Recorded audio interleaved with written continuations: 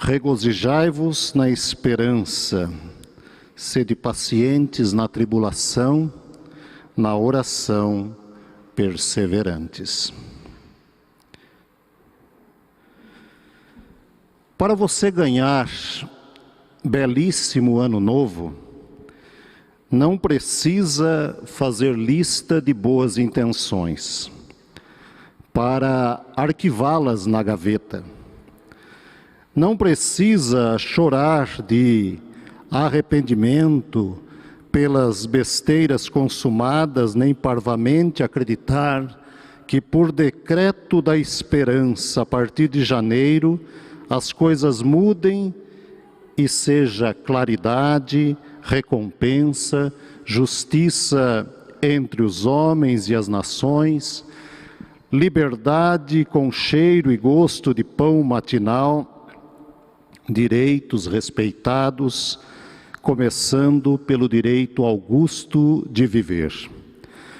Para ganhar um ano novo que mereça este nome, você, meu caro, tem de merecê-lo, tem de fazê-lo novo. Eu sei que não é fácil, mas tente, experimente, consciente. É dentro de você que o ano novo dorme e espera desde sempre.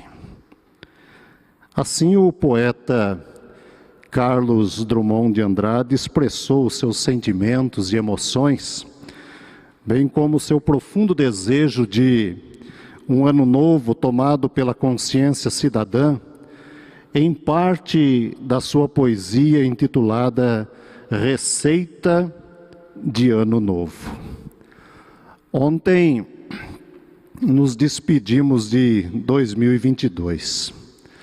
Hoje amanhecemos em pleno Dia Internacional da Paz, tempo em que se fala de fraternidade, de preocupação e cuidado com o próximo, tempo em que as pessoas se abraçam e se declaram mais amorosas, cuidadosas e preocupadas com seus semelhantes, mesmo que seja por alguns segundos ou minutos.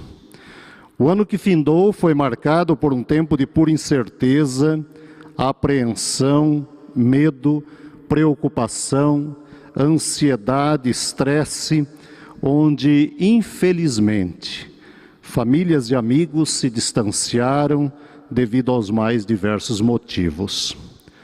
O modelo de feliz e próspero ano novo proposto pela sociedade vem a nós com uma receita de prosperidade. Muito dinheiro no bolso, saúde até para dar e de preferência vender.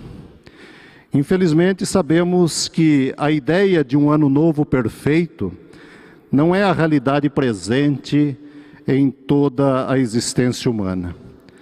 Pelo contrário, ao fazermos uma avaliação do ano que se foi, nos deparamos com uma lista enorme de problemas tão presentes e recorrentes em cada ano que se finda e já presente no novo ano que ora iniciamos.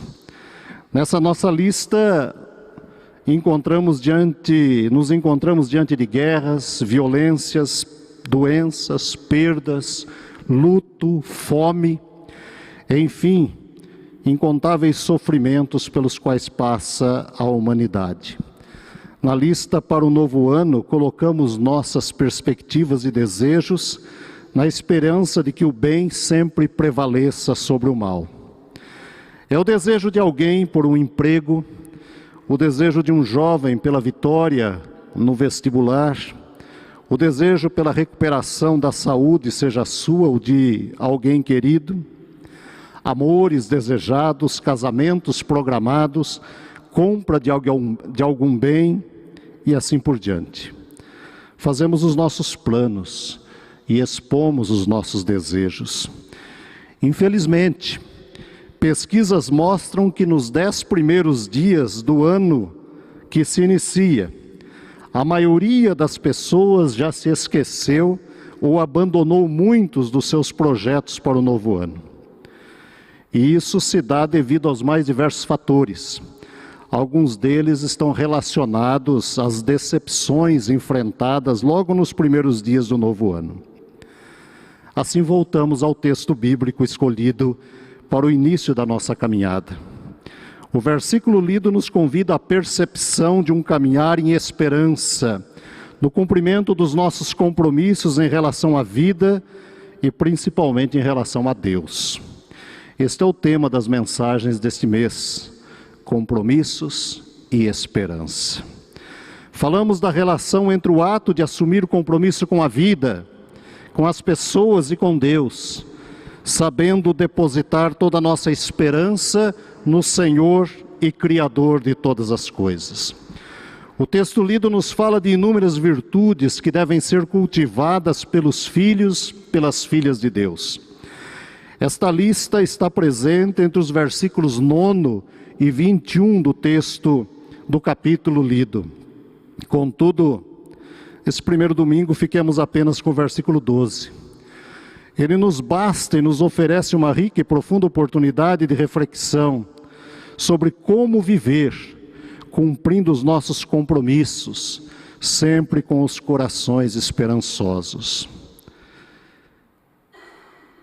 Uma outra tradução desse versículo nos convida a pensar da seguinte maneira: regozijai-vos na esperança, perseverai na tribulação e sede assíduos na oração. Olhemos cada uma destas virtudes relacionadas pelo apóstolo Paulo. Regozijai-vos na esperança. A Bíblia é o livro da esperança. De Gênesis ao Apocalipse, a mensagem bíblica nos convida a olhar para o futuro. Portanto, esperança no sentido bíblico significa não ter, não possuir, ser carente de algo, estar de mãos vazias.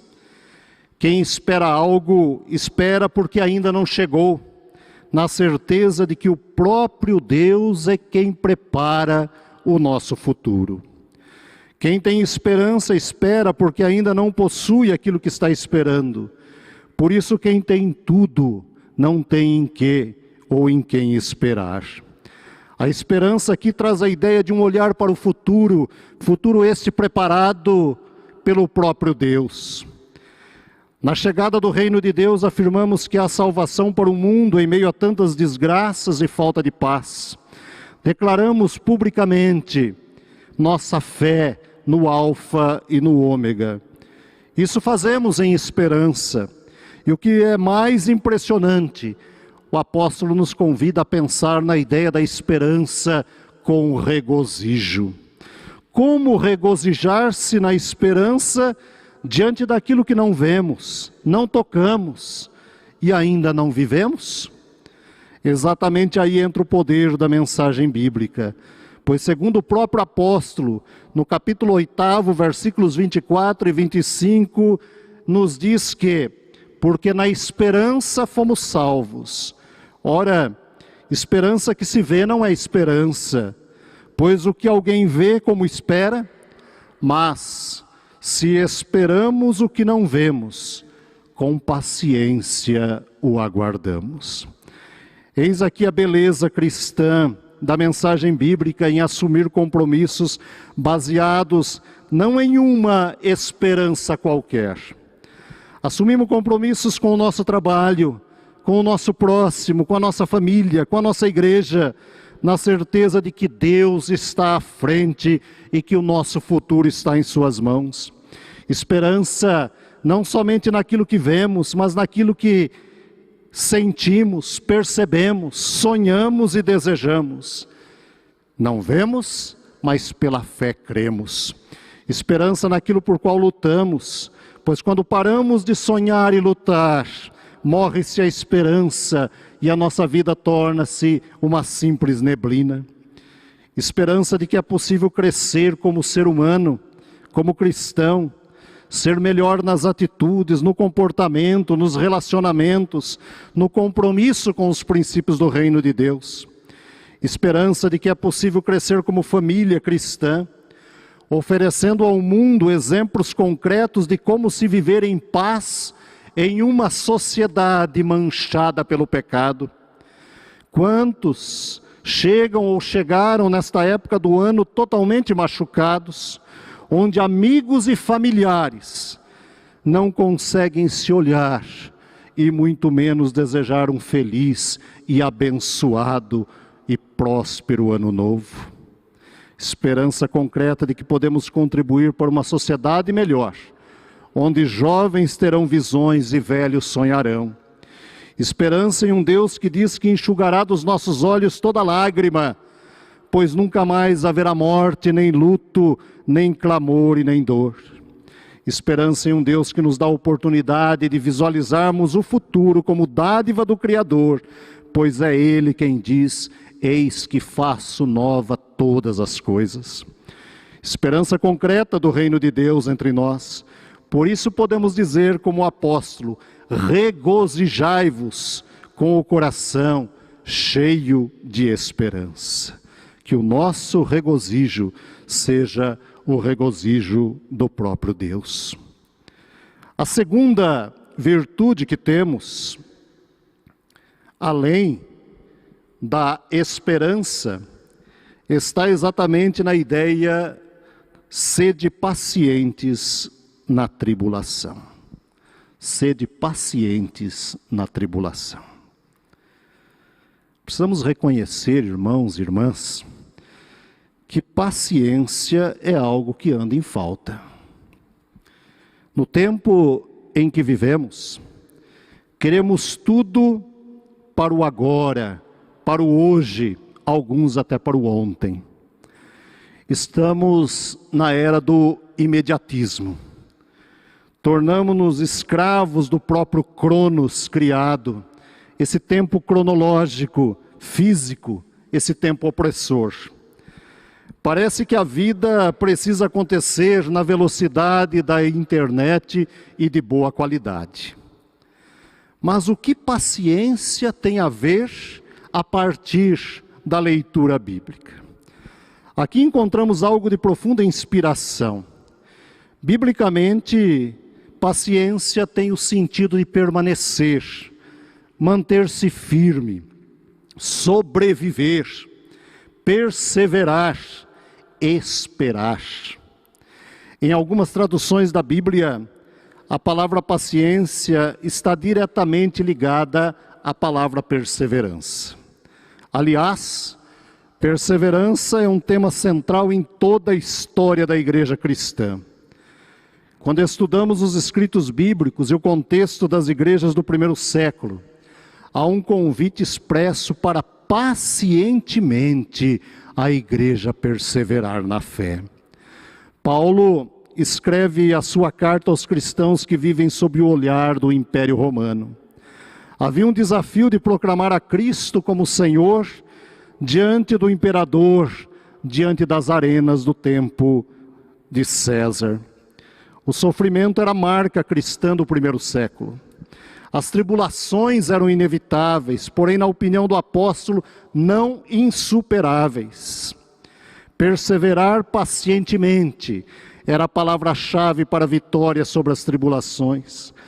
A mensagem bíblica sobre paciência e perseverança nos convida a pensar na profunda ideia da falência de um mundo sem Deus.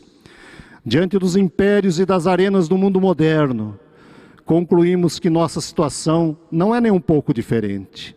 Daí a pergunta ou as perguntas às quais somos conduzidos e desafiados a responder em um tempo como este. Quais são as nossas tribulações e por que somos tão impacientes diante das provações?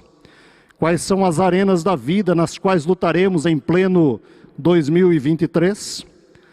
Essas arenas a enfrentar, tenho comigo que elas estão representadas pelas mais diversas situações, pelas angústias pessoais, pelas nossas ansiedades demonstradas das mais diversas maneiras, pois somos consumidos pela impaciência humana. Essas arenas estão representadas pelo desemprego que bate à porta de um pai de família desesperado, muitas vezes membro das nossas comunidades, pelo filho e filha longe do lar, ambos carentes de um abraço restaurador e consolador, pela fome ou doenças que consomem homens e mulheres criados à imagem e semelhança de Deus, pela violência de todos os tipos que invade muitos lares e setores da nossa sociedade, provocando dor e profunda angústia, enfim, por lutas dos mais diversos tipos. Diante daquilo que o mundo nos reserva, Deus pede que em 2023 continuemos com paciência, perseverantes em meio às tribulações, pois Ele é Deus conosco. Precisamos confessar que muitas vezes confiamos muito mais no nosso cronos, ou seja, em nosso tempo, nas nossas programações, nos nossos desejos, do que no Kairos divino, que derrama a sua bênção no tempo e na quantidade perfeitos.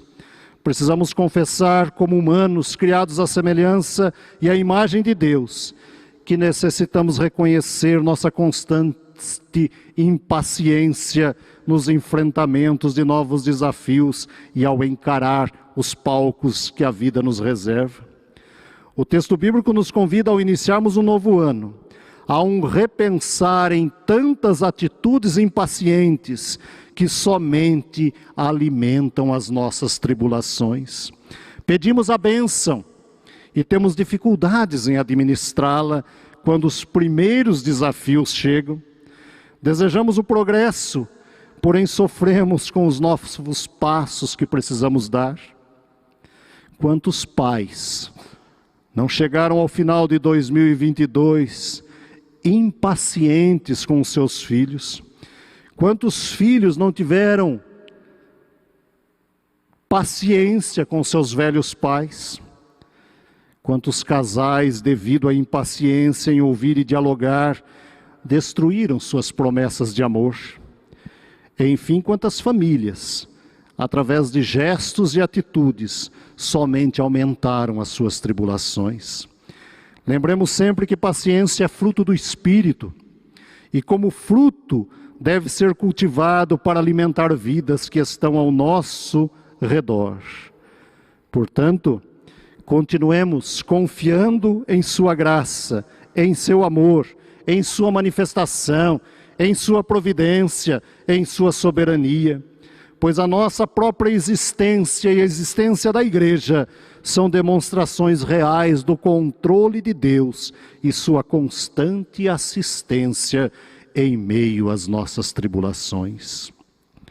E aí chegamos ao terceiro item, ou a terceira indicação do apóstolo: sede assíduos na oração. Aqui chegamos ao ponto fundamental da nossa vida espiritual: o cultivo de uma vida de oração.